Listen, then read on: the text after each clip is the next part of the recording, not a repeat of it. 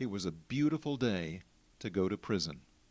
As we pulled up at the Jefferson County Correctional Institution, we had no idea we were about to find something rare growing here in the Florida sunshine: hope.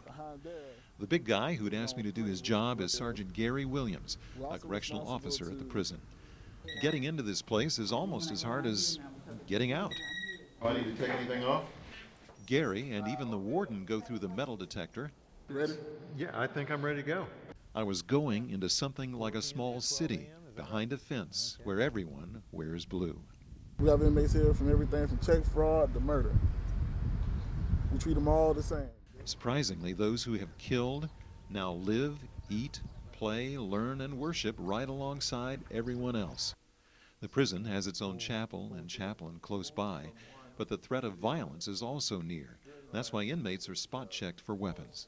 Have you ever out here found a weapon in one of those searches, one of those spot searches that you do? Oh, yes, sir, all the time. Inmate can fashion a weapon out of pretty much anything, from the chicken bone, toothbrush, razor. Really, a chicken bone? After Gary shows me the pat-down procedure, it's my turn. Now, my guy's clean, no weapons or cell phones, but Gary's not happy. What'd I do wrong, boss? Now, with that particular pat search, one thing we don't do, we don't circle around the inmate in front of him. Which is what I did. I walked around in front of him. Don't do that. Yes, sir. Just because, if you did have a weapon on him, you left yourself extremely vulnerable for an attack. Next mistake, I took out the lighter and then I squatted down in back of the inmate, vulnerable again. So you're pretty much saying I failed the whole search. I did find some things, though. You got to admit that. Right. By the way, the only weapon Gary's packing is pepper spray. Another of Gary's jobs is keeping the peace in the classrooms. Inmate Randall Piercy says he had to go to prison to discover his love of teaching. I've been blessed to be doing a job that I love to do, and I'm helping these guys not come back. It's just, I had no earthly idea that prison was going to be like that, and it's awesome. When he gets out, Randall wants to become a minister. Up next, a count of the inmates working in the prison laundry. I'm counting 11 inmates. In an all-male prison, it might seem surprising, but there are lots of women on staff. Yeah, it's all male, but I'm not threatened, no.